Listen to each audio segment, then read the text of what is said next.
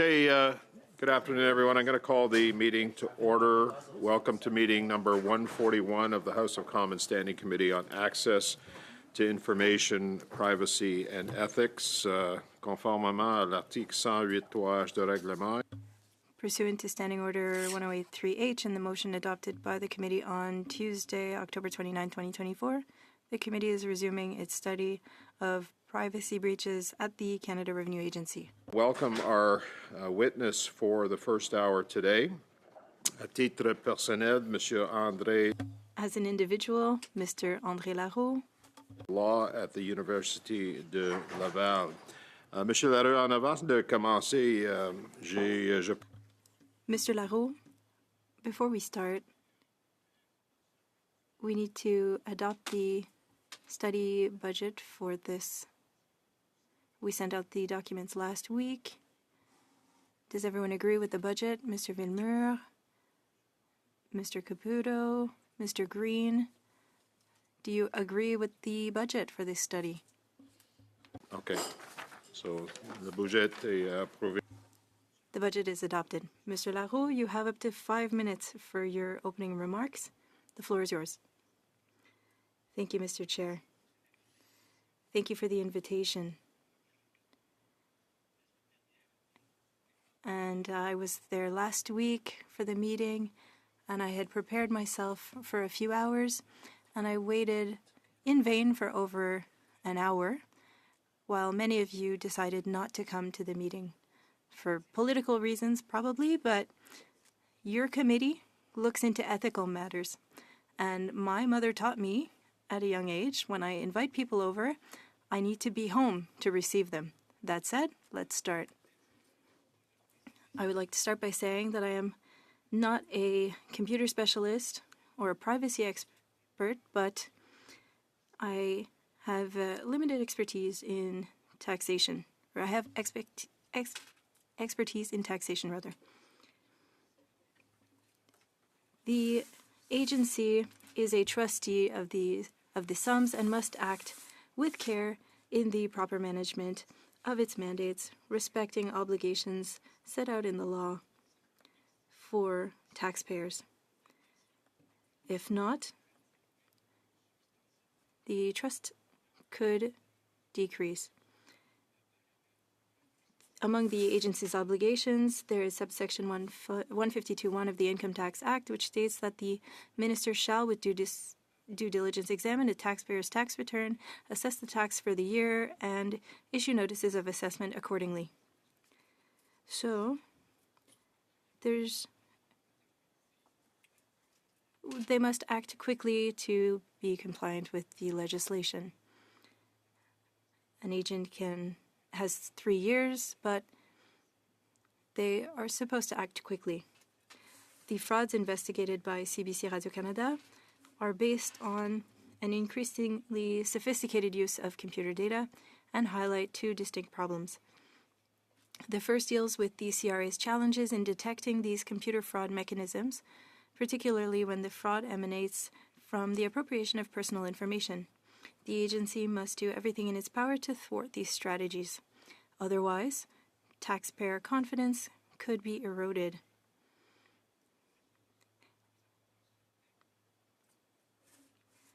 And in May 2024,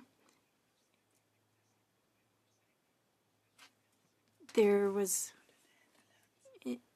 under the Dutch Data Authority, similar to the Privacy Commission, and they have a sustainable improvement in the protection of personal data of citizens and companies. And so they have that agency. And they also have the second problem is the protection of personal data when taxpayers use external platforms such as H&R Block, a U-File Online, to transmit their tax returns, which allows these entities to transfer customers' personal data without their knowledge to the benefit of Google, Meta, and this raises 2 new questions. What is CRA's role in protecting the confidentiality of taxpayers' rights? and what protection is afforded to taxpayers. The IRC website states the follows: we are committed to protecting your privacy by ensuring that personal information in our possession,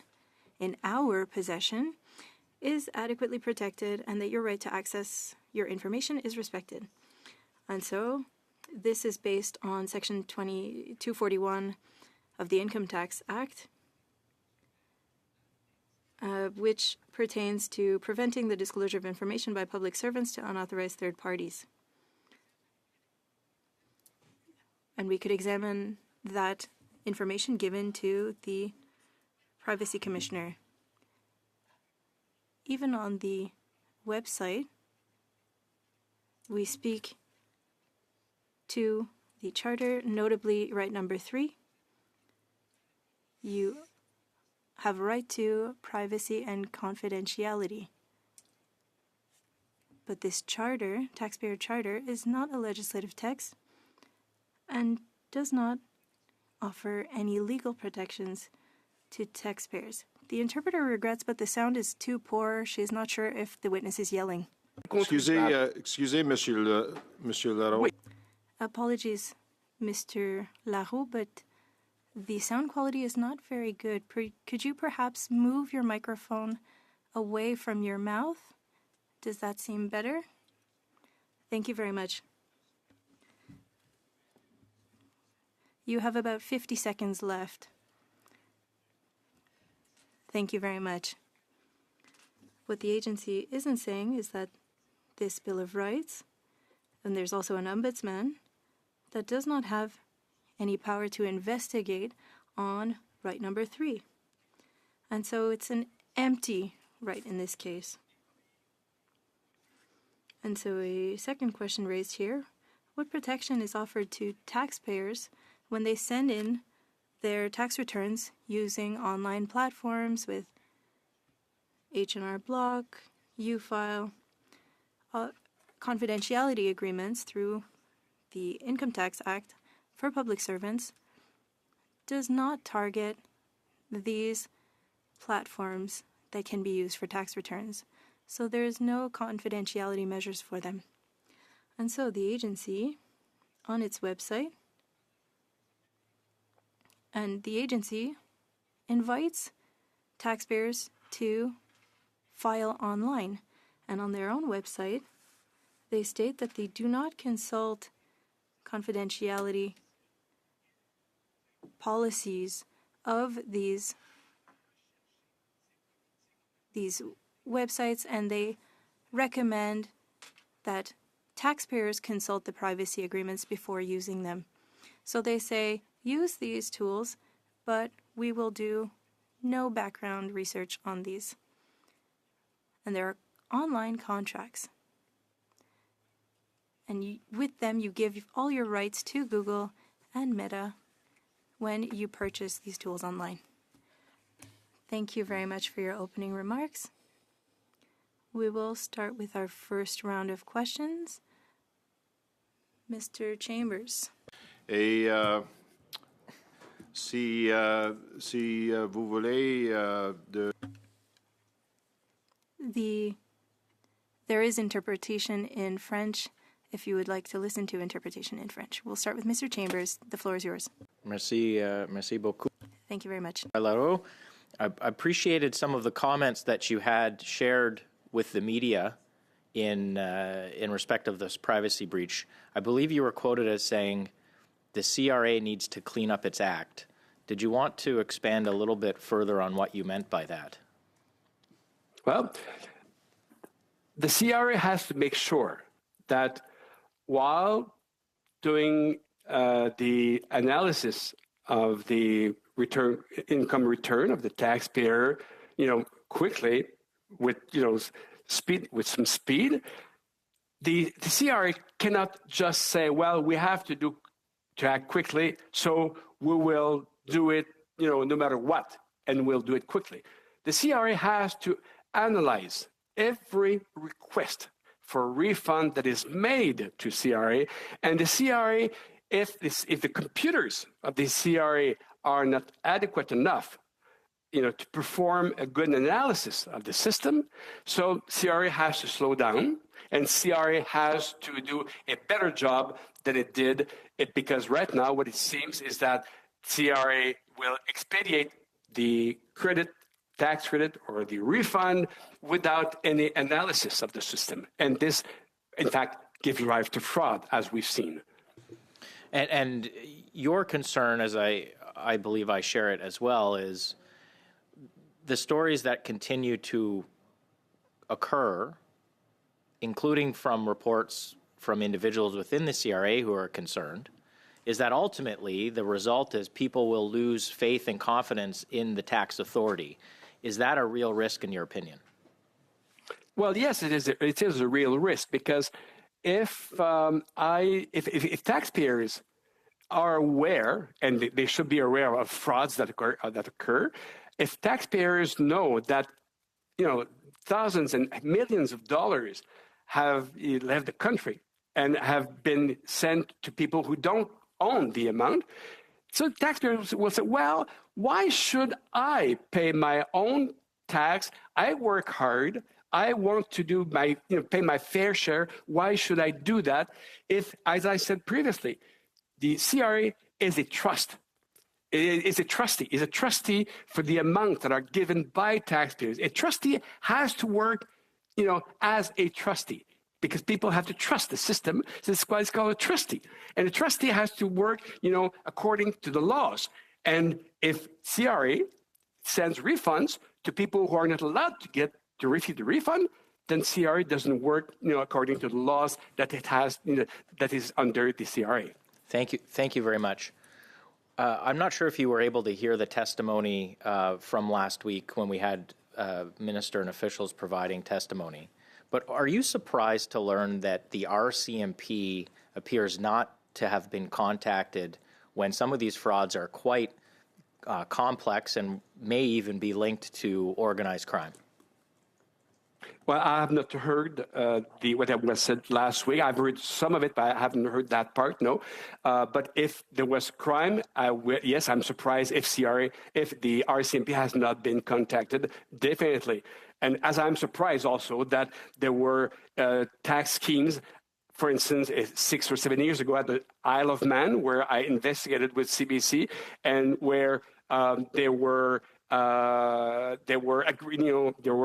agreements between CRA and taxpayers for fraud that were committed. Yes, that surprises me as well.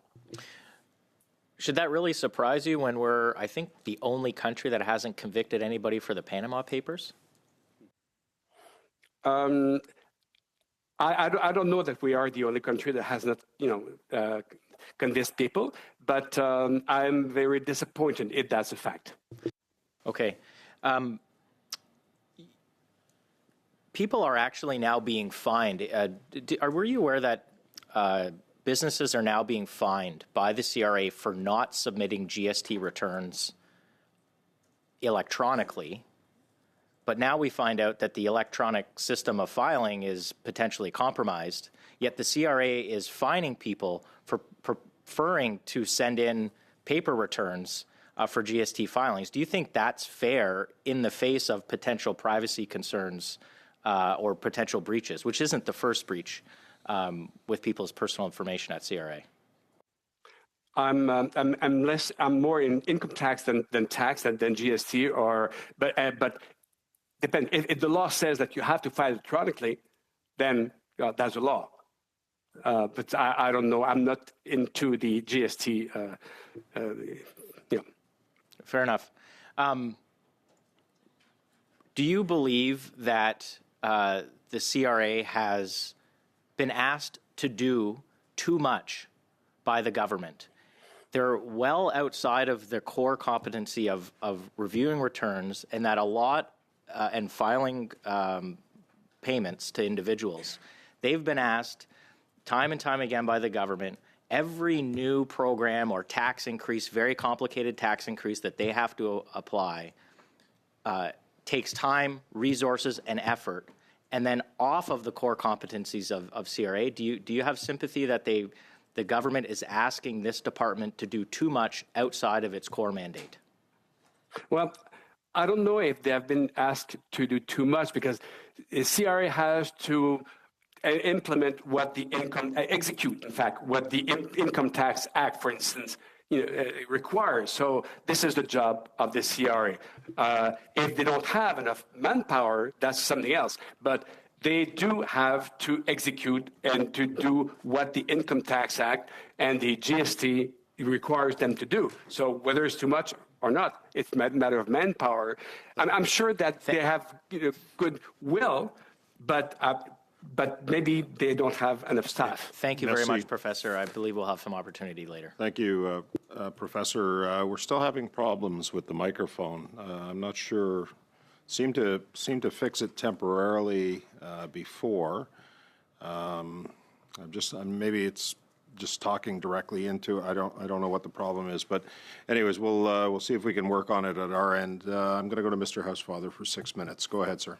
Thank you, Mr. Chair. Merci beaucoup, Monsieur Larreau. Thank you very much, Mr. Larreau. You're the first witness that we've heard say that they are not an expert in the study that we're looking at. How did you find out about the results carried out by Radio-Canada? I spoke with the people at Radio-Canada. So it was just a coincidence that you were quoted in the article and now you find yourself at this committee. I have participated in investigations with Radio-Canada, notably in 2015, and I have made presentations at different parliamentary committees in the past. So perhaps I have a bit of a reputation that precedes me, perhaps. Can I ask, are there any legislative amendments that you would like to recommend to the committee to improve things at the CRA? Firstly, to allow public servants to share with the Privacy Commissioner with Section 241 information that has to do with privacy. Can you not hear me? Écoutez, est-ce que comme ceci, c'est If I keep my microphone lower, is that better? I'm not sure if it's okay for interpreters. I've moved it down. Hopefully that helps. So with Section 241, apologies, Mr. Larreau and Mr. Housefather, I'm going to have to suspend just for a minute so we can try to solve this microphone problem because it is causing issues for interpreters. We're just going to suspend for two seconds. A couple of minutes. Or seconds.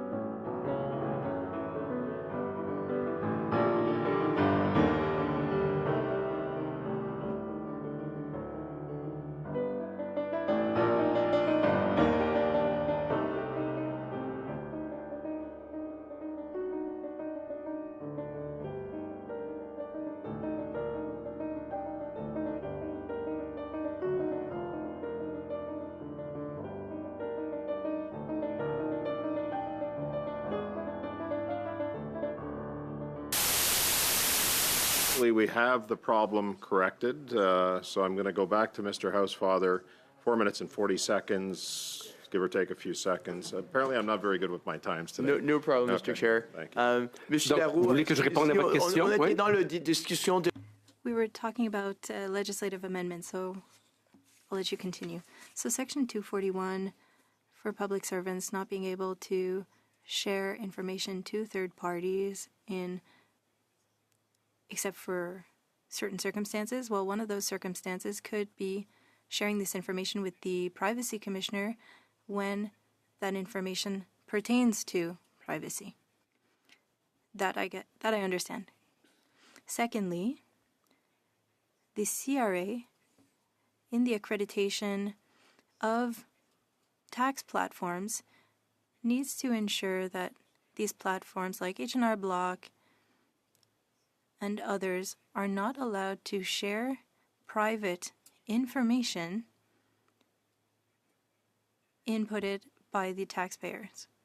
When I looked at the contract for Impôt Expert, it states that Impôt Expert, when you purchase its platform, is authorized to share all of your information to Google, Meta, and that the client, the taxpayer, if they want to refuse the transmission of this data, the client must inform Info Expert of the refusal, of UFile, rather. And nobody is aware of this, and nobody requests that their information not be saved, or shared, rather. In the United States, third parties are not allowed to share information except with the permission, the express permission of the taxpayer. These are good points. Can you explain the difference between tax firms and these online platforms? When you purchase, you spend $30, $35 to purchase UFile. Purchasing that platform and allowing it to send your information to the CRA, at that moment, you are deemed to have accepted that UFile will be sharing your pixelized information to Google and Meta. I understand that. But in UFile's contract, and people who use that are not able to change the contract, so perhaps we should state that a company cannot require that in Canada, correct? Yes. So we could amend legislation to prohibit companies to tell consumers that they have to share their information. Understood. OK. Réglementation, y a-t-il... You talked about two good amendments. Are there any other regulation amendments? No, it's especially for tax legislation. But also, the Ombudsman for taxpayers should be an integral part on the Income Tax Act, like the National Taxpayers Advocate in the United States. That's a part of the Internal Revenue Code, and we need to give legislative powers to the institution so that it can be recognized in legislation and allow it to carry out investigations on privacy, on protecting privacy. So we should look to the United States for inspiration. Thank you very much. Thank you, Mr. Housefather. Mr. Villemur, you have 6 minutes. Microphone, please.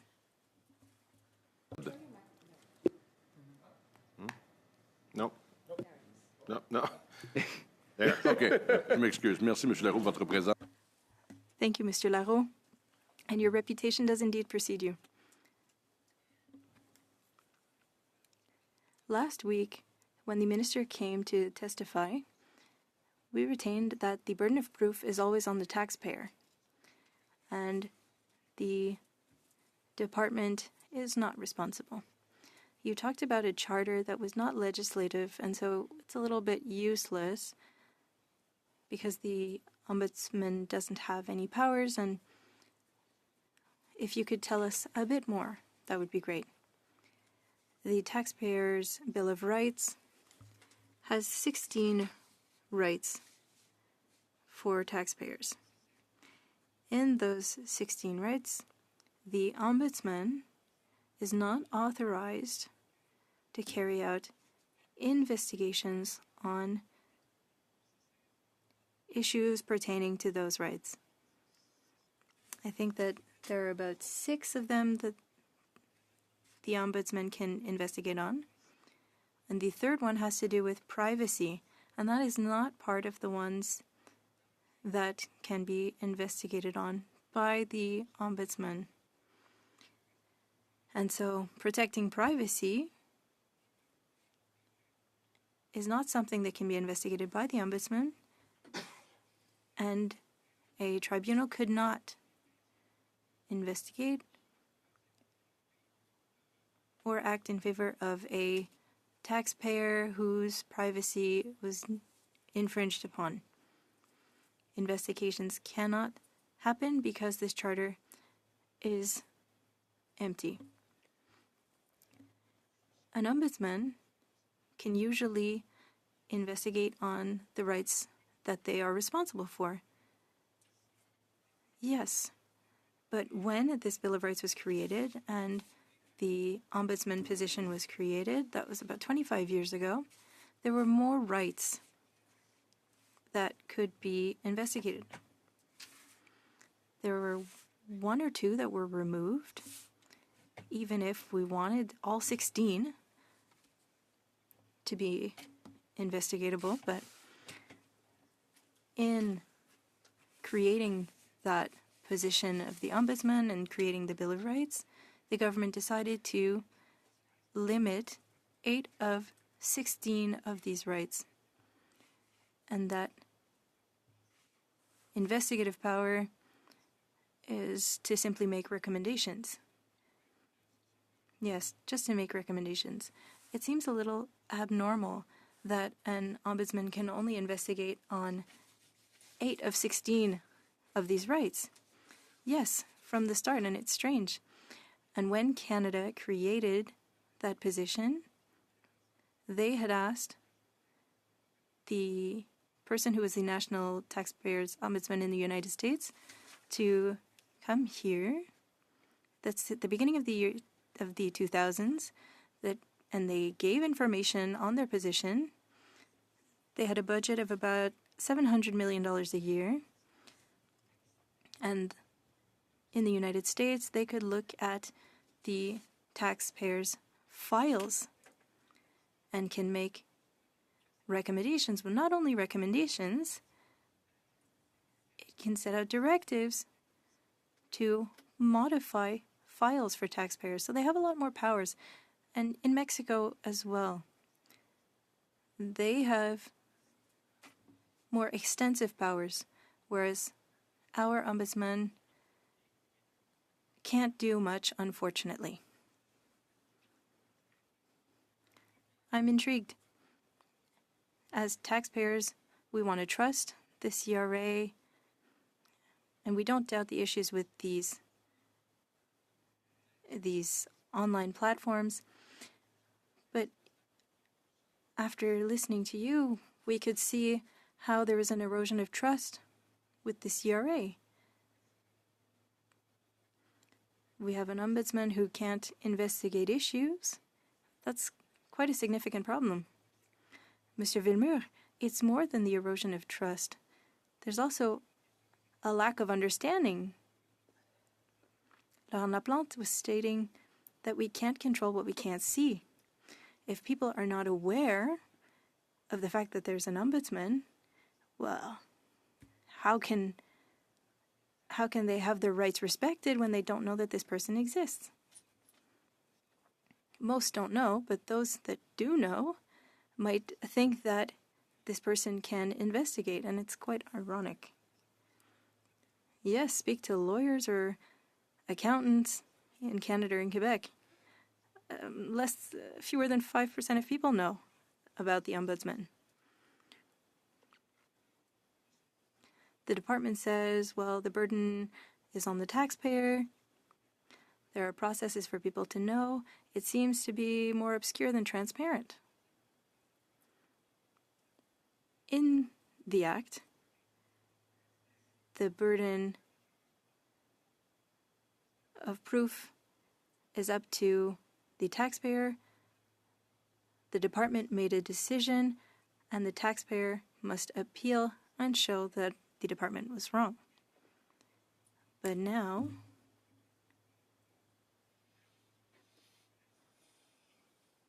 when the department acts in cases of fraud, are taxpayers aware of measures taken by the CRA? I believe that taxpayers would appreciate having more information, especially regarding different agreements between the CRA and taxpayers. Thank you, Mr. Laroux. Minutes, go ahead, sir. Thank you very much, Mr. Chair. And I really appreciate you coming back to committee. I know sometimes these administrative quirks happen from time to time at committee. I will say I was online and ready to hear your testimony at the point of the last meeting.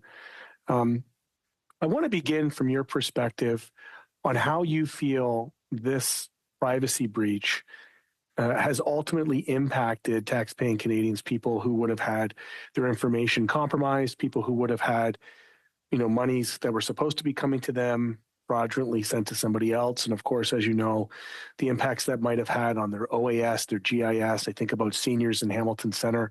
Can you just comment about the scale of tens of thousands of Canadians having their data compromised in this way? Well, I think the first problem is that taxpayers find out that this occurred through medias.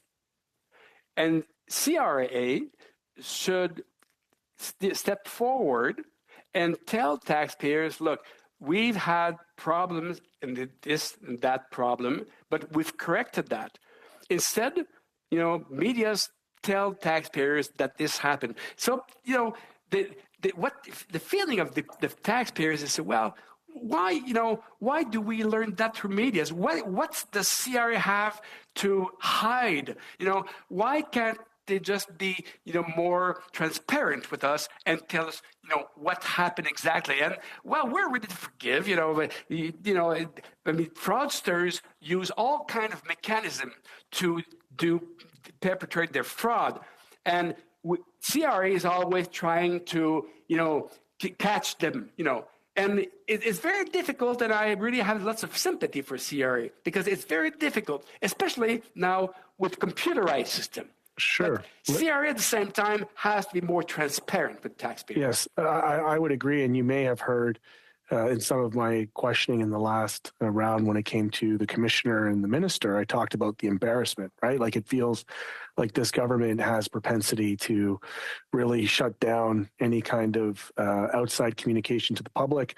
For those that are tuning in, it's important for them to note that as MPs, we found out the same way everybody else found out. So in your opinion, in your expert opinion on the topic, what do you think the CRA's duty of candor should be to be transparent by default, open when these breaches happen? In your estimation, how should that play into the mandate of the CRA in terms of its responsibilities to those that are filing taxes? Well, you see, right now, what we've seen is that CRA seems to be very upset with the civil service, with the workers. Okay, I understand that, but to me, CRA should be a lot more upset with fraudsters than with their people. If their people went to CBC or whatever, to make this fraud in the open, if this occurred, I don't know. If this is the case, then maybe there's a reason. Maybe that the people who work there don't have enough trust in the system, or there's something wrong here. And I don't encourage them to do that, but at the same time, It just shows that there's a problem. Professor, just to be clear, would it be your recommendation then that should there be future breaches that the CRA, or in fact any government agency as it relates to privacy of information, has a duty to report not just to the House of Commons and MPs, but also to the general public when such breaches happen? I'm not talking here about one specific taxpayers. We're talking about systemic system here. Correct. Yes, CRA should have an obligation to go in the public. Yes. You told the reporters who interviewed you that the thieves had entered the bank and the alarm system was not working. Can you elaborate on what you think went wrong in this case in order to stop fraudsters from misappropriating funds? Well, if the fraudsters take your credentials through H&R Block, whatever, and if they have your information, well, there's nothing here that will stop them from claiming, huge amounts of money on your behalf, and CRA doesn't seem to see that and to have enough firewall in their computer system to stop that. So fraudsters are in the open, in the bank, and say, well, how much do we want? And claim that credit, and here it goes. It's gone. So CRA has to have a better firewall and computer system to prevent that from happening. In your estimation, I'll give you an example. In my office, we help fixed income people file their taxes. We know that the government knows, based on their previous filings, almost to the dollar, how much they should owe, and yet they're forced to go to H&R Block and third parties. How much would a modernization of an automatic filing system for people, fixed income folks, people on social assistance and pensions, how much do you think would help reduce this type of scenario where these massive breaches occur? You see, to me, the problem may have occurred because the pixels were caught by fraudsters through Meta or Google. In Australia, they do have a system which is called, I'll tell you right now, and anyway, they have a system where the people will file their tax return online, and it is a system which is government system. It's called My Tax in Australia, and it's all, there's no outsider system. There's no outside software. It's government only.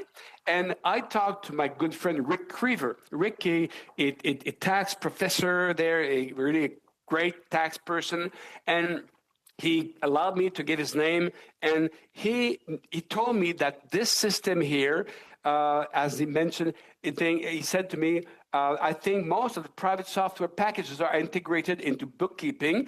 That's why some people will use the private system. But he said this system here, My Tax, is completely check. Anyway, it's completely safe. Okay. So I think I'm out of time, sir. Yeah. Thank you so much. I do appreciate it. I will come back in my second round. Thank you, Mr. Chair. Thank you. And just so you know, Mr. Green, I did try to get the Public Sector Integrity Commissioner to come today, but unfortunately she wasn't available. So, Mr. Caputo, we're going to start the second round right now. 5 minutes. Go ahead, sir. Thank you, Mr. Chair. Thank you, Professor, as well for being here. I can also, like Mr. Green, say that I was here last time, and I appreciate the fact that you've shown us the courtesy of showing up again, despite the fact that not all parliamentarians did. So I do appreciate that, because I probably wouldn't have if I was in your position. So I thank you for the grace that you've shown this committee in what would otherwise be difficult circumstances to attend again, in my view. So, Professor, I'm going to actually ask something, and I understand you didn't see the minister's testimony, but my colleague, Mr. Chambers, who asked you questions earlier, he asked the minister about how much was written off based on privacy breaches by CRA. The minister, in my view, and you can agree or disagree, but the minister hid behind Section 241 of the act to essentially dodge the question saying she couldn't comment on specific cases. To me, Mr. Chambers was asking generalities, as in how much money has been written off.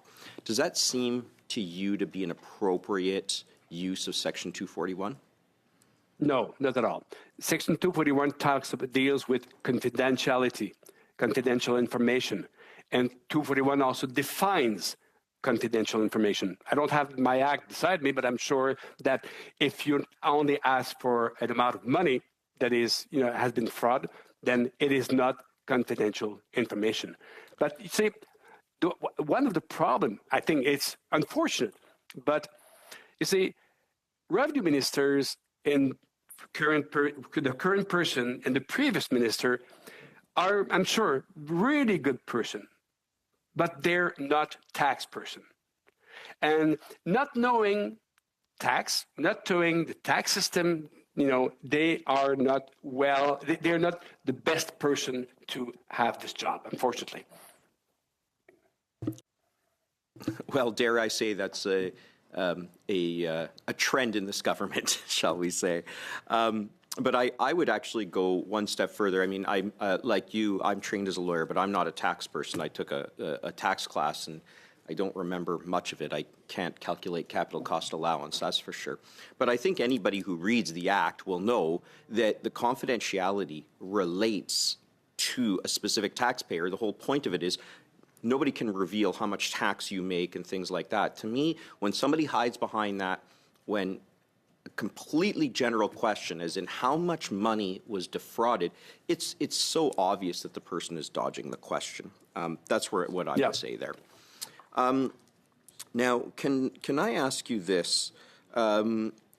Is it your opinion, and these are my words, the minister gave us the impression that she and the CRA team have handled everything related to the issues we're discussing, and that there should be no worries. Would you characterize the minister's response and CRA's response with such confidence?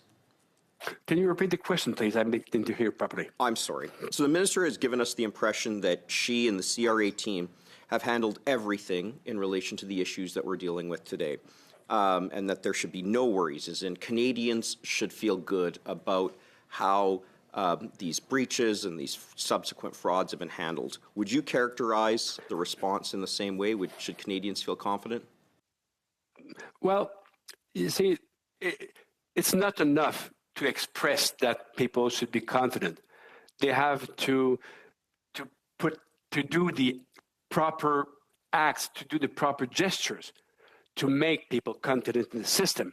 And what should have been done is to go forward, go public, and tell the public what happened. It's not enough to say that people are confident. It doesn't work this way. The very cover-up of the issue really destroys public confidence. I'm paraphrasing you, but is that accurate? Yeah, it is. And based on the actions that the minister took, do you feel confident that CRA has done all it can and the minister has done all she can? Well, there's one thing. Have they done all they can to prevent that from happening? I have no idea. But what they have to do is to do a better job in the future. Have they done a good job to inform the public? The answer is no. Thank you, Professor. Thank you, Mr. Caputo. And Professor, Mr. Baines, for 5 minutes. Go ahead. Thank you, Mr. Chair. Thank you to Professor Leroux for joining us again today here. If you could maybe expand, I know that you've indicated that what the government has done as with respect to the incident response. My understanding is when a breach of this manner happens, the CRA individually notifies each affected person, and then the TBS and PVC office would report regularly on the privacy matters and would be available on government sites in some capacity. So maybe if you can talk a little bit about what would have been an effective incident response plan to this data breach. And part of the reason I'm asking is with the work we do in the committees, we often our goal is to find recommendations and make sure that we're making improvements along the way. So if you can, I know you've talked a little bit about what should have been done, but maybe if you could provide some more recommendations and talk a little bit about the data protection breaches and what responsibilities maybe should be put forward as well. Well, you see, the answer that CRA says we have contacted every taxpayer that was, targeted. Well, that's fine. But at the same time, this ignores one specific problem. Is that, you see, the Canadian society is more like a partnership. A partnership means that we all pitch in. And when there's fraud, we all lose. And so I understand that these people that were defrauded did not lose any money, because if somebody, this from his or her tax return, the money went away while these people was refunded, that's fine. But if the government was defrauded for millions of dollars, you and I lost on that, you see? So that's why all taxpayers lose in that system, that fraud system, and that's why we all should be informed of this, of what happened, and we should be informed also of the mechanism that will be put in place by the CRA to correct that. You see, because with the current system, when you buy the HR block or you file online, well, it's the contract says specifically that we are a worldwide corporation, and we know when you trade with us, you allow us to transfer your information, and you have to understand that this information will go to other countries. It says in the license, the information will go to other countries where you recognize that these countries might offer you a lower protection than Canada. And they said in the contract, well, but you accept that by buying our software. You see, so it's So in your view, what's a corrective measure to that problem? The corrective measure is to prevent those companies, when you buy software, to transfer any type of information to other parties. But the most important thing that has to be done is to have a software which is government software, where you file your tax return through the government of Canada using the CRA software. You see, CRA is aware of my income, your income, and 90% of the taxpayers' income. So why does CRA ask people to file a tax return? There's no reason for that. CRA should, in fact, send all the information to taxpayers saying, do you have anything to add? And that would be done not on a private software, but on a government file on your platform with CRA. You all have a platform, so if you want to do that, you can do that on the platform. You say yes or no. You want to add something, that's it, it's gone. So, and that would work well. And in Australia, Rick River said nothing goes outside the software. Thank you. Okay, thank you, Mr. Baines. Monsieur Villemire, 2 minutes 30 secondes, s'il vous plaît. Merci beaucoup, Monsieur le Président. Thank you, Mr. Chair. Mr. Laroux, can we talk about whistleblowers? Because this situation was uncovered thanks to whistleblowers, and the minister said that there's an agreement that protects whistleblowers. But is there not an issue? Because it's possible, if something happens, it's because it was made possible. So what can you say about protecting whistleblowers? We wanted to copy the United States with UPS. The UPS whistleblower made $100 million and it was paid by the IRS, but also there was prison time for sharing that information. I'm not sure exactly what the mechanism is for whistleblowers in Canada. It could be a good system, but there's the contradiction between Section 241 and legislation on whistleblowers, and I'm not sure which one is prevalent. It's certainly performative anyway. Beyond forcing companies to have better contracts, and the commissioner often says, when we click I agree, we're usually agreeing to a lot more than we think. And so in this case, the American example would be the one to follow. Yes and no. Yes, in that in the United States, if you don't expressly give your consent, information cannot be shared, but regardless of that, Google managed to have access to data, and there's currently Smith v. Google from 2023 to seek payment from Google in the case where Google collected data where it shouldn't have.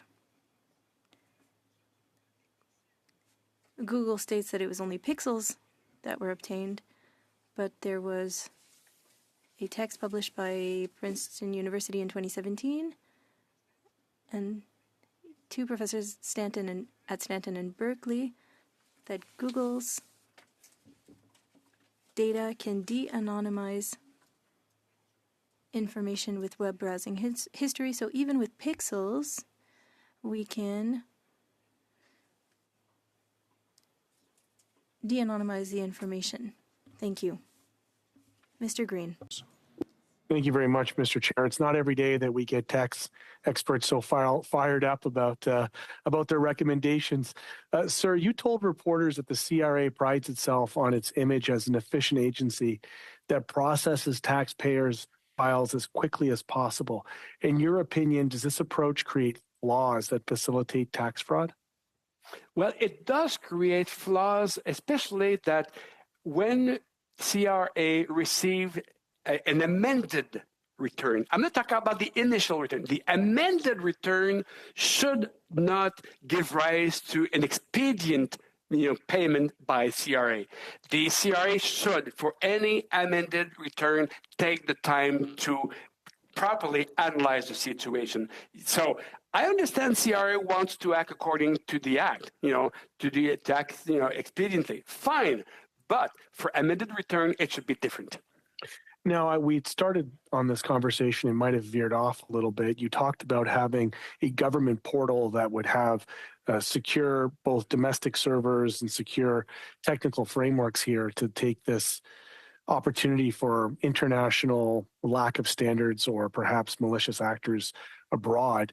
But I don't think you quite answered the question of whether or not you believe automatic tax filings could help alleviate the volume of work for the CRA to allow them to focus on the more complex files, whether it's amended files or other files that would have more complications.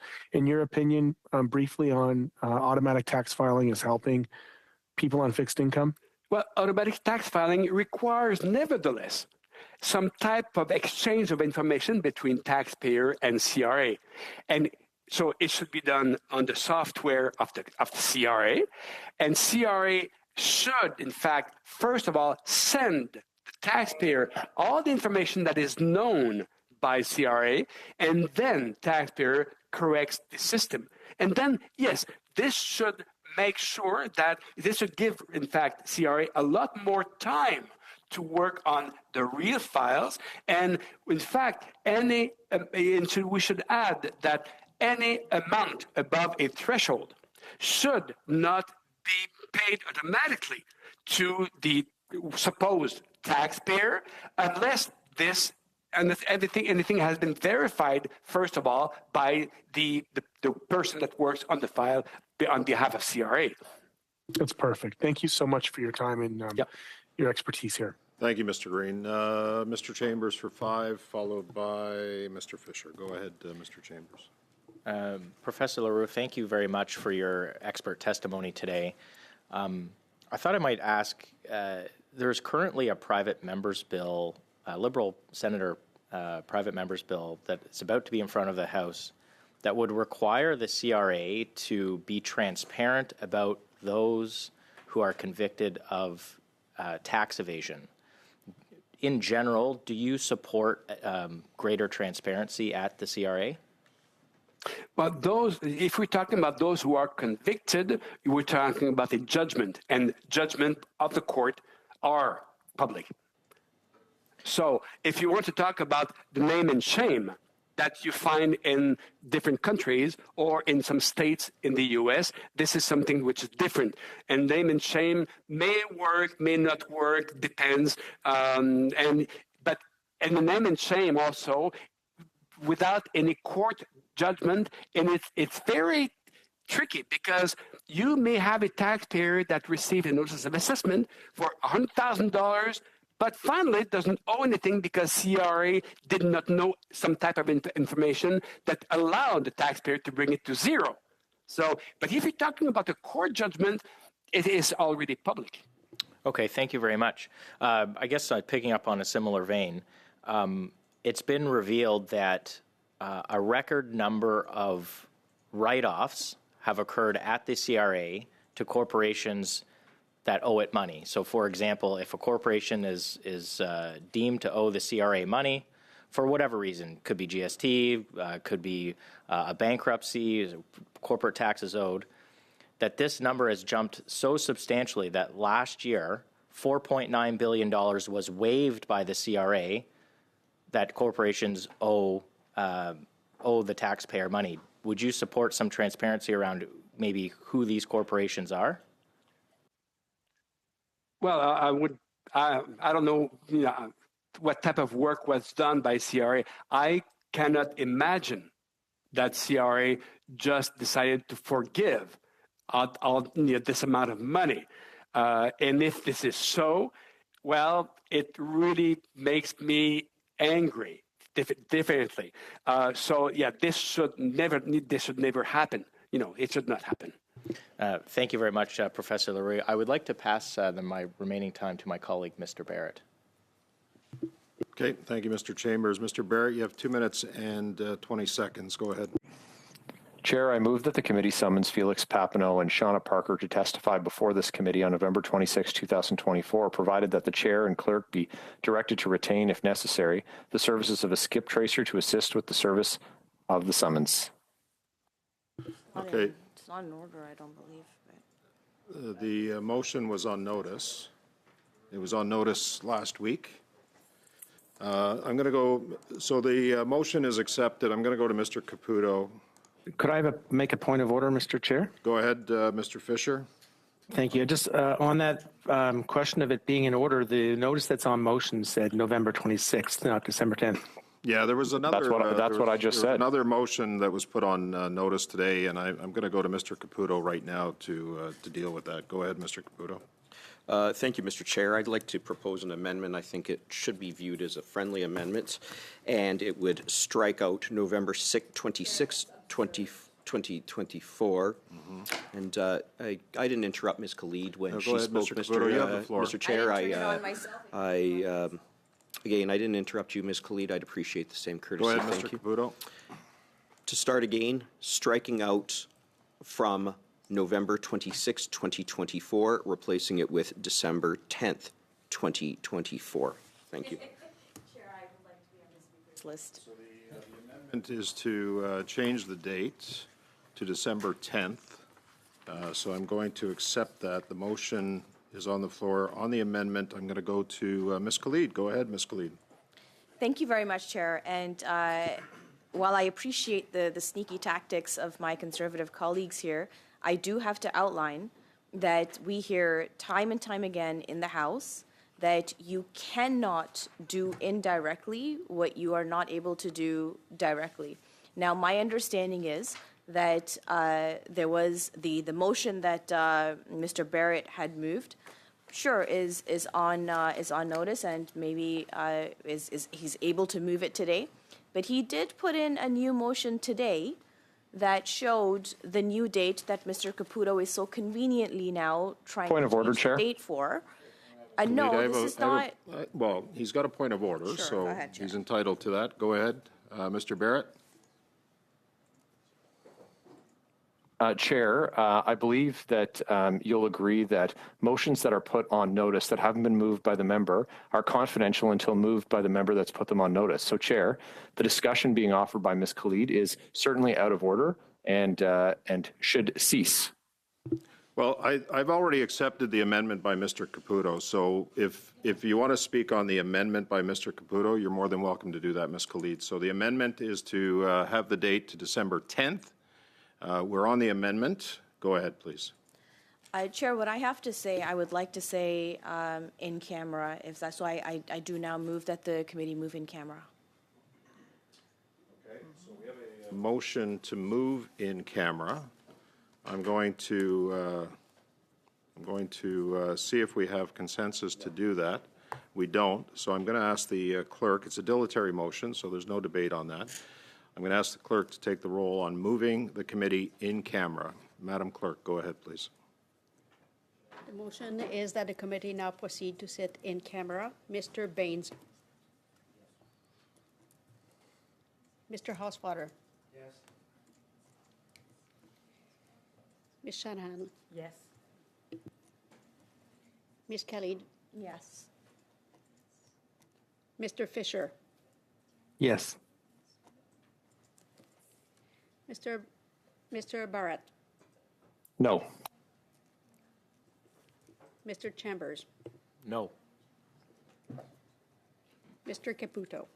No. Monsieur Villemur. No. Mr. Green. No. Yeas 5, nays 5. Okay, so I vote no. So the motion to move in camera is defeated. We are on the amendment that Mr.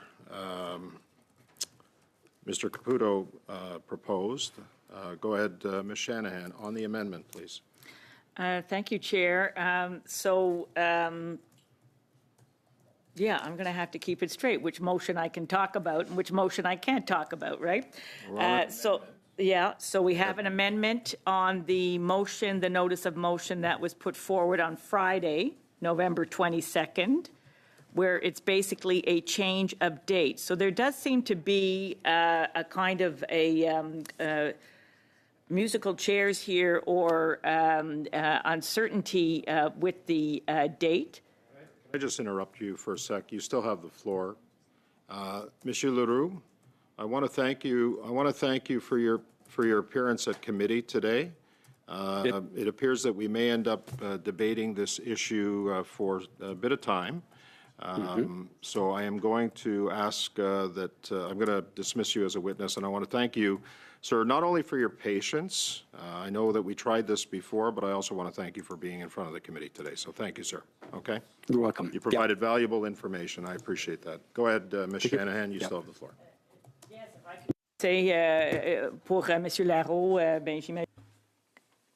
I imagine that Mr. Larreau has already left, but his testimony was very interesting, and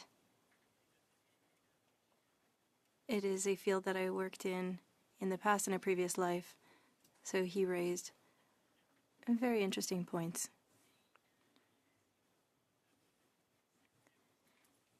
If we are to speak of the motion in front of us, there seems to be an issue that we summon these witnesses. Summoning them is nothing new, but it's a matter of dates here. The clerk had trouble reaching people, and the dates were an issue.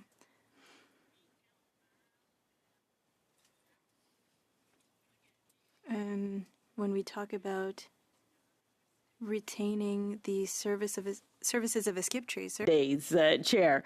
This is, I wasn't even really sure that it was still a thing because there's so many ways to find people now online and so on. But it does seem bizarre, to say the least, that a parliamentary committee, which has the power to, if they so desire, certainly to invite people, certainly to reach out to people, and certainly, if need be, to summon people, would be hiring the services of a private third party. I'm not sure we have the budget for that, Chair. I would like to see just what would be involved. I mean, at the very least, it would, daily rates for these kinds of professionals, I would think, would be in the $500 a day and that kind of thing. So it does seem very, very bizarre to me that we would even be talking about this. But maybe it's I don't know. Maybe it's something. A new a thing that can go on social media, and we've got a skip tracer, and like we're I don't know, doing a reality show or something like that. Maybe that's what we're going for. I don't know. Mais comme je dis, c'est assez bizarre. But as I was saying, it is a little strange.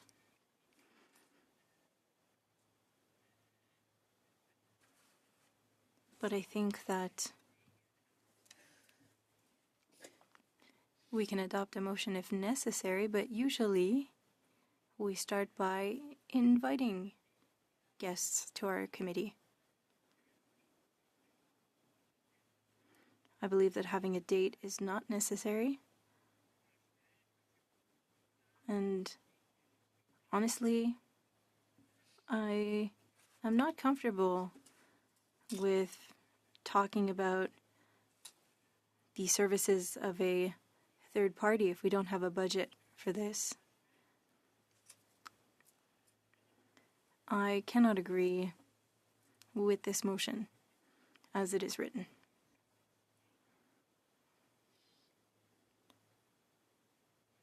Perhaps there are other amendments that can be made to it. And I would like to hear the reasoning, but he doesn't seem to be here. Perhaps somebody else from the Conservative team can tell us what the rationale was behind the use of a third party. Mr. Chair, imagine if we start doing this.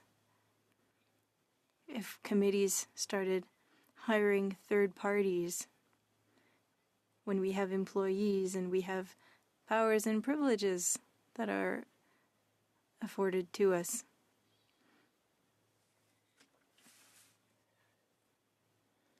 I would like to see amendments, and I am currently reflecting on some, so if you could please put my name back on the list. Thank you, Ms. Shanahan, and just again to reiterate what the motion says, that the committee summons Felix Papineau and Shauna Parker to testify before this committee on December 10th, 2024, provided that the chair and the clerk be directed to retain, if necessary, the services of a skip tracer to assist with the service of the summonses. So this doesn't preclude the fact that we are going to use that service. We do have within our authority and the authority that's granted to us the ability to hire services if we need to. But as you know, the clerk has been having difficulty finding Mr. Felix and Shauna as well. So anyways, I'll leave it at that. But I have Mr. Fisher online. Go ahead, Mr. Fisher, please. Thank you very much, Mr. Chair. And I'm just curious if maybe I could ask the clerk, what so far efforts have been thwarted by these folks? Are we at the stage where we need to summons and talk about skip tracers, et cetera? Are we ensure that we have the right contact information for those folks? Just maybe you could just outline what attempts have gone, because I don't have I have no interest in standing up for these folks. I just want to make sure that we know, have they been attempted to If we attempted to reach them several times and they've refused, are we certain that we have the right contact information for them? And just a couple of questions there. Yeah. So, Mr. Fisher, I can answer that, and if the clerk wants to weigh in on it, Thank you, Mr. Chair. There have been many attempts to contact Felix, both by we don't have any contact information on Shauna. Both the emails for Felix and Shauna are blocked. The original number contact that we had went to a voicemail that didn't identify who was the holder of the cell phone, but we were able to get another number at which messages were left specifically with Felix. So at this point, there's been no response from either one of them. Certainly not from Shauna, because we don't have contact information for her. We were hoping that maybe if we did get a response back from Felix, that would lead us to Shauna. But right now, both of them are not available in any way from a contact standpoint for us to get a hold of them so that they can appear before this committee. So I don't know, Madam Clerk, did I cover that? That's it. Okay. So no, that's helpful detail, Mr. Chair. Thank you. Thank you, Mr. Fisher. Okay, I have got Mr. Housefather and Mr. Green. I see your hand. You'll be after Ms. Khalid. Go ahead, Mr. Housefather. Thanks, Mr. Chair. I actually have I have two things I wanted to speak, but I have a question to follow up on what Mr. Fisher and you just discussed. The emails that were used for finding Mr. Papineau, how did we get those emails and addresses? And has there been any attempt to search Facebook and Instagram and other things like Googling to try to find them, or did we just rely on the email and phone number that somebody provided? So for that, I'm going to go to you, Madam Clerk, because you've been front and center in trying to contact. So go ahead. So at this point, in the communications that the committee received from Mr. Anderson, there were email addresses for his colleagues or people working for GHI. So I did contact the emails, and our emails cannot be delivered. They appear to be blocked because there's apparently a auto-forward to a different email address, and this email address will block possibly what comes from my communications from the House of Commons.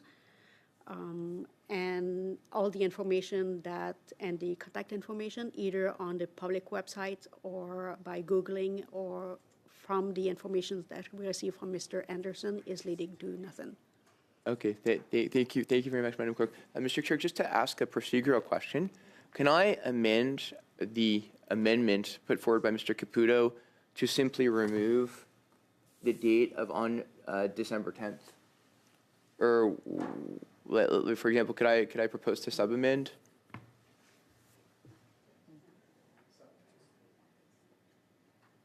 I think I can, but I just want to know that I can. Yeah. So the answer to that is yes. Of course, as you know, Mr. Housefather, I like working with dates and deadlines and not necessarily leaving it wide open, because it gives us some clear direction. But you can, if you want, leave it to the discretion of the chair.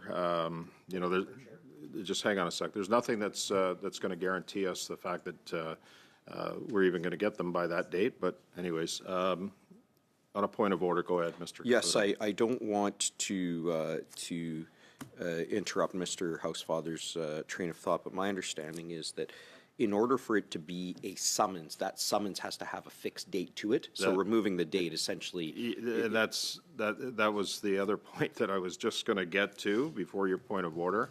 I do require a specific date if we are going to issue a summons here. So I think that but we in order. So I guess that my issue is, Mr. Chair, I wouldn't want to be able, or I wouldn't want to see the date missed because we can't find them. Mm-hmm. So no summons could have been issued. And then someone to claim that there's a privileged motion to be made because they didn't come on the date in the motion. So I just want to understand, I'm fine. What I was going to suggest, Mr. Chair, was that it be left to you, if the summons can be served, that the chair call them within 7 days of being able to find them and delivering the summons. Because again, if they're not found by December the 10th, I don't know what happens, but I don't want to see another privilege motion going to the House that they didn't come when we couldn't summon them in the first place. They may not even be in Canada where we have no authority to summon them. So I guess my logic, Mr. Chair, was I think that once they are found, I'm fine to have a date within 7 days of the date that they're found. I just don't understand how we could put a date when we don't know if we'll find them. I guess I would put that back to you just as a point that if they are, for example, found on December 13th, then the House is not scheduled to sit beyond December 17th. So we can't possibly have it within 7 days at that point unless we all agree to come back as a committee. So, But I think, I think that makes more sense. Like, I think it's kind of illogical otherwise. Like, I leave it to you, Mr. Chair, but like, again, to have a date when, like, again, the last date, right, we're amending it because obviously if we pass this today, we've missed the date. We don't know where they are.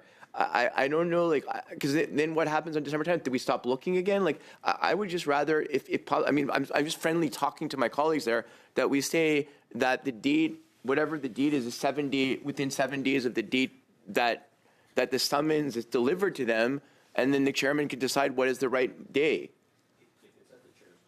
Yeah, well, and, just to address that as well. So, it is the best practice to specify the date on which the appearance is to take place. But in the notes that I've got here, it's also acceptable to say that a version at a date determined by the chair in consultation with the vice chairs and we could do that, like, just to give you the flexibility, if we don't find them by the 10th, not to have to pass another motion. I appreciate what you're trying to do here, Mr. Housefather, I really do. Just, can you bear with me for a second? I'm just going to consult the clerk for a sec, okay?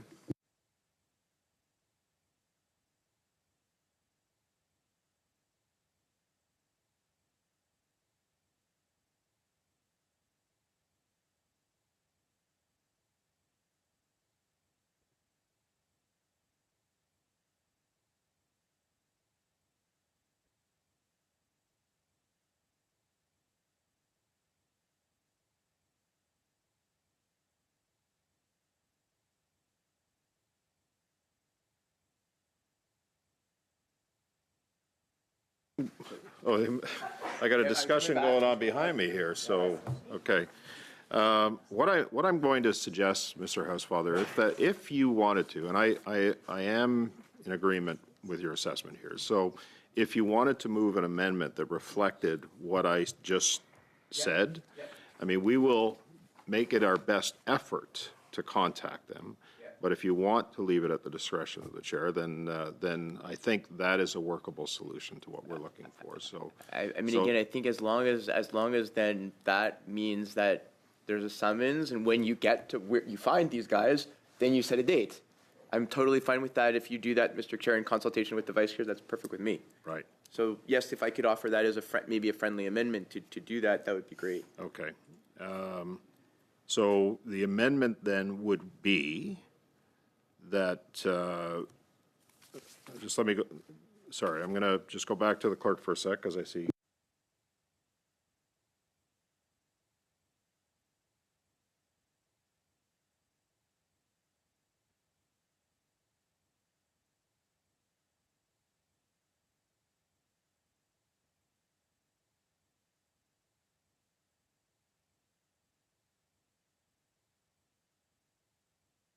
So let me now go to Mr. Caputo, because it's his amendment that we're dealing with. So based on the discussion that we just had, I'd have to go back to Mr. Caputo and ask if he would withdraw, if he's in agreement with this, if he would withdraw his amendment, and then we can deal with Mr. Housefather's sub-amendment as the amendment, right? So we're actually not specifying a date to it. We're leaving it at the discretion of the chair, and of course, we're going to make our best efforts to contact them. It wouldn't change in any way the motion, with the exception of it would still allow the committee to summons Felix Papineau and Shauna Parker to testify before this committee it would strike on December 10th, and it would then say, at a date determined by the chair in consultation with the vice chairs and the NDP, and then it would continue on, provided that the chair and clerk be directed to retain, if necessary, the services of a skip tracer to assist with the services of the summons. I think, to me, that is a reasonable solution to this. Mr. Caputo, yes, I'm going to leave it to you, sir. Yes, I will withdraw my sub-amendment given on Mr. Housefather's agreement to move the amendment as you just outlined. So we're going to need, I'm hoping we have some clarity on what I just talked about. So we have a new, effectively, the amendment's been withdrawn. We've got this amendment on the floor. So I am going to open. On the amendment? Yeah, Mr. Green on the amendment. I see your hand on your, go ahead, Mr. Green. Thank you, Mr. Chair. And I do appreciate the goodwill that's going around to try to get to the bottom of this. I'll just reiterate that the minister has stepped down. GHI is no longer on the list. This is an important study for us to continue. What I will say is that I have no intention on being a part of a 106 or a chair's directive to be pulled back to this committee for some kind of faux urgent meeting over the holidays because somebody wants to get in a news cycle. I want to be very clear about that. I'm not in the room. I know this is a made for Netflix miniseries that we've been a part of for the last few months, but I have no intention of revisiting these witnesses as secondary bit players in this drama from now until we return in a regularly sitting day. And so I would also say that just in terms of order of operations, just on the face value of it, I would agree, although it doesn't happen often, but I would agree with Ms. Shanahan that there doesn't seem to be a need to go ahead and call the skip tracers or the bails or dog the bounty hunter, whatever the hell you want to call it here, in advance of actually having the summons go out. I do think that that's a tad bit dramatic, and I know that my friend Mr. Barrett has a flair for the dramatics, but I would say that, on the face value of the committee work that we've done, a summons would be appropriate. Should there be a reluctance or a refusal, I want to know through you, Mr. Chair, at what point, who decides when we enact this like dog the bounty hunter clause? You can't help but get that mental picture out of your head. I find that humor. Look, I think I said it before, Mr. Green, there are lots of avenues that we are going to go down before we get to that point. I can tell you, and you know this, the clerk has made a significant effort to try to contact them. There are tools within our disposal that includes the parliamentary law clerk, that includes the sergeant at arms.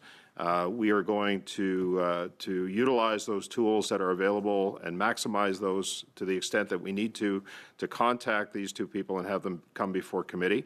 But I expect that the skip tracer part of this is something that we'll keep in our hip pocket if in the event that it's needed after we've exhausted all of the other avenues. So. Well, then in closing, I would say this, that if you're out there and you're watching this right now, Shauna Parker and Felix Papineau, I strongly urge you to come to this committee and not make a mockery out of the House of Commons and our standing committees by trying to duck this committee. You do have a duty and a responsibility to report to the House of Commons when you're summoned. So I'm just going to go ahead and put that out there. As a preliminary, otherwise you may have Dog the Bounty Hunter knocking on your door and serving you with an official summons, and I just think that that's way too dramatic for what it is we're dealing with. So those are my comments. I have no plans on seeing any of you over the holidays. This is important, but it's not urgent, and with that, I'll support whatever amendments come out of committee, notwithstanding the fact that I think the flair for dramatics on the skip tracer is a bit much, but we'll humor it. Okay, so December 24th is out of the question, and Mr. Green, if I'm hearing you correctly, for a meeting of the ethics the 23rd, committee, right? The 22nd, all the way until the last day we're here, okay, until we're supposed to be back. I got you. Mr. Barrett, on the amendment, please, sir. Yeah, just to speak to Mr. Green's comments, I guess I would just say that with respect to dramatics, that the pop culture icon Skip Tracer Randy, who is an other Randy, eventually became a bounty hunter. So though I don't say that we need a bounty hunter. I just think that it's important that we do reflect that the real drama that comes from Skip Tracer Randy. Some of it comes from his introduction to us as a bounty hunter, and I'll leave it to Mr. Green and colleagues to look into that. Okay. I'm not even sure we have bounty hunters in Canada, but okay. So Mr. Caputo, former Crown prosecutor, just confirmed that. I'm on the amendment. We are on the amendment. I don't have any other discussion. Do we have agreement on the amendment that's proposed by Mr. Housefather? We do. On the main motion as amended. We're good? Ms. Shanahan? I want to suggest, in view of Mr. Green's comments, which I do appreciate, that we remove the reference to the Skip Tracer. Why? Because it is a secondary step. I think we have enough here in this motion without adding that. As you said yourself, Chair, it's in your back pocket. So I move the following amendment. Well, basically to delete everything. The lines provided that the chair and the clerk be directed to retain, and if necessary, the services of a Skip Tracer to assist with the service of the summonses. Okay. So to delete that phrase. So I've got an amendment from Ms. Shanahan to remove everything after basically December 10th, 2024. Oh, sorry. Yes, you're right. Starting with the word provided, maybe? Provided. Yes, starting with the word provided. Okay. So I've got an amendment on that. Ms. Shanahan, I don't know if you have any comments on that, but okay. You made your comments. And I think we heard from Mr. Barrett as well that we don't need a bounty hunter. So, okay. Mr. Caputo, followed by Mr. Fisher, please. Thank you, Mr. Chair. I trust you. You've done a lot to do this. I don't know why getting a Skip Tracer is such a big deal. These people don't want to be found. And I don't want, as much as Mr. Green says he doesn't want to come back to committee on the off days, like we have spent 40 minutes talking about this now, right? Do we really want to come back and say these people can't be found when, we have a respected parliamentarian who can say, I authorize the expenditure of however much money it would cost, which would probably pale in comparison to the amount of money that we are spending just talking about this. It's ridiculous.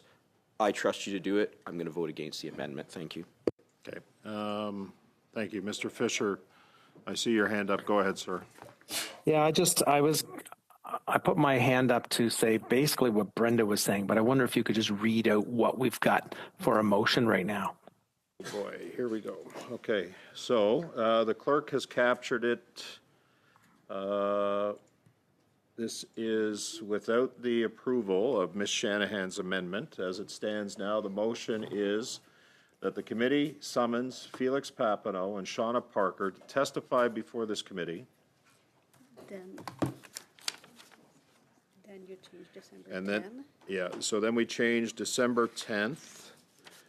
To include at a date determined by the chair in consultation with the vice chairs and the NDP, provided. And this would be the amendment. Right. Yeah. Right. So the motion as it stands right now is provided that the chair and the clerk be directed to retain, if necessary, the services of a Skip Tracer to assist with the service of the summonses. Now, Ms. Shanahan has proposed an amendment to, at the point where provided is, to remove all that section of the motion as amended right now, which includes what I said earlier, at a date determined by the chair in consultation with the vice chairs and the NDP. That's where we're at. So if Ms. Shanahan's motion is approved, then it would delete from the point of provided onward. Okay. and everything else would be included. That's where we're at. I don't see any other hands. So we are on the amendment as proposed by Ms. Shanahan. Do we have an agreement on the amendment? We don't. Okay, so I'm going to call on the clerk to call the roll. Go ahead, Madam Clerk, on the amendment proposed by Ms. Shanahan. On the amendment proposed by Ms. Shanahan, Mr. Baines, Yes. Mr. Fisher, Yes. Mr. Hauswater, We. Ms. Kelly, Yes. Ms. Shanahan, Yes. Mr. Barrett, Nope. Mr. Caputo, No. Mr. Chambers, Monsieur Villemur, No. Mr. Green, Abstain. yeas 5, nays 4. Okay. So the amendment as proposed by Ms. Shanahan carries. So we are on the motion as amended. I don't have any other discussion. Encore? Okay. So the motion will read like this, that the committee summons Felix Papineau and Shauna Parker to testify before this committee on December 10th, 2020, sorry, no date, right. Before this committee, at a date determined by the chair in consultation with the vice chairs and the NDP. So effectively, before this committee, at a date determined by the chair in consultation with the vice chairs and the NDP. That's the way the motion reads. C'est clair, Monsieur Villemur? Okay. Was that clear, Mr. Villemur? You had your hand up, Mr. Go ahead. Yeah. Could we please just get an update on Thursday as to where we're at in terms of success? Is that possible? Yeah, deal with the motion first? I'm going to deal with the, and I agree with you, Ms. Khalida. I'm going to deal with the motion, and then I can provide a quick update. Sounds good. After Mr. Caputo, after the motion, if that's okay. Okay. On the motion as amended, go ahead, Madam Clerk. On the motion as amended, as read by the chair, Mr. Baines, We. Mr. Fisher, Yes. Mr. Hauswater, Yes. Ms. Kelly, Yes. Ms. Shanahan, Yes.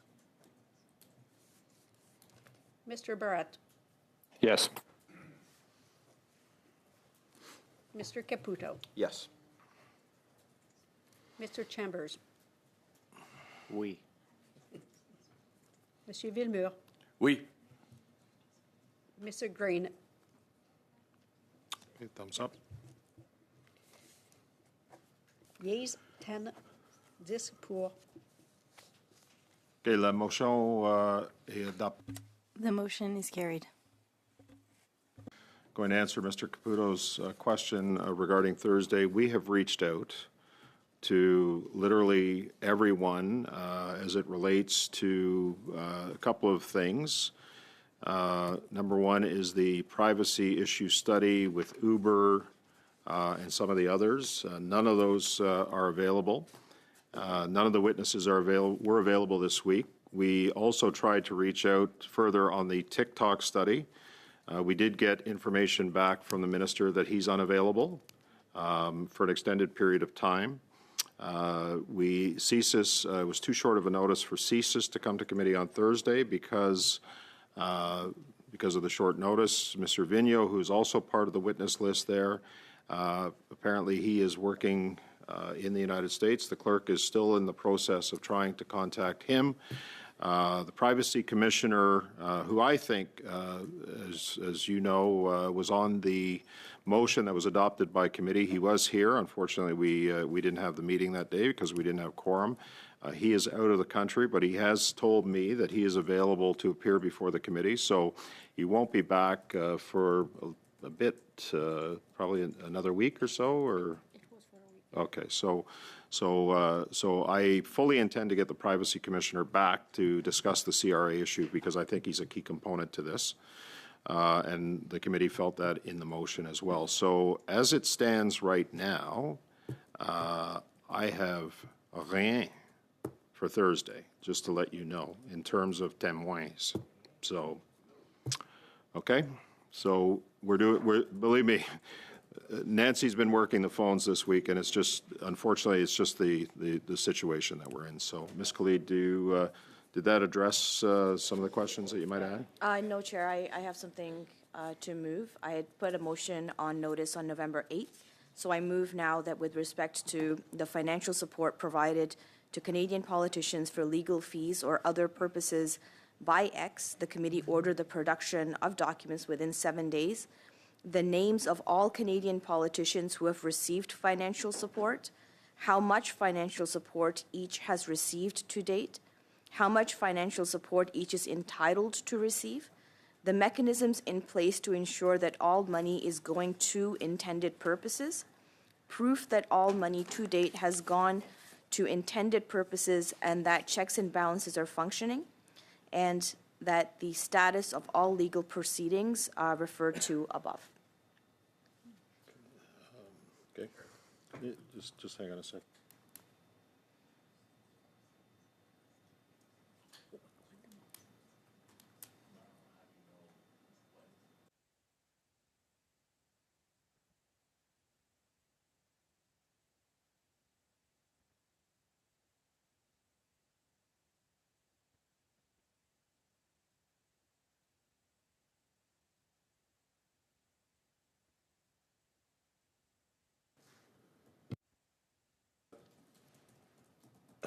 So I'm gonna allow the motion on the floor.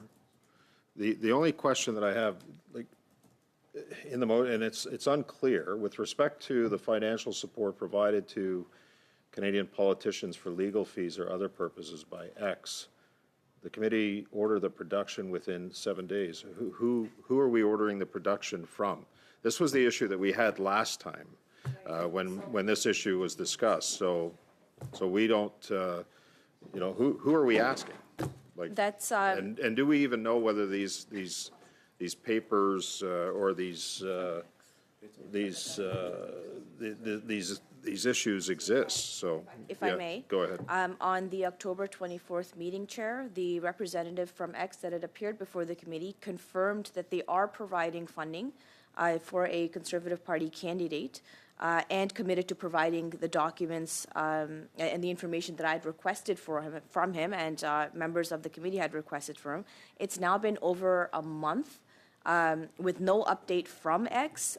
So the effect of this motion is really to bring in what we had asked that representative to do, and he had committed to doing it. We're just following up. Okay, so I'm clear now. We're asking X for this information. Indeed.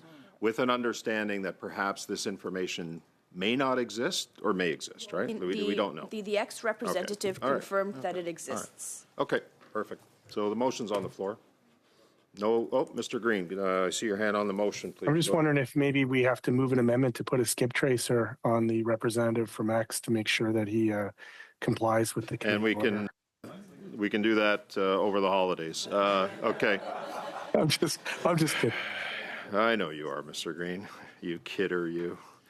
All right, so the motion's on the floor. I don't have any other hands, and just to be clear, this is not a microaggression. This is something I do. There's no other hands up. Do we have agreement on this? We do? Okay, we do. So Ms. Khalid's motion passes. We'll make sure that the clerk contacts X and makes them aware of this motion. Okay? I have no other business, and we may not have any business on Thursday, but you'll get the notice. You'll get the notice by tomorrow. Meeting's adjourned.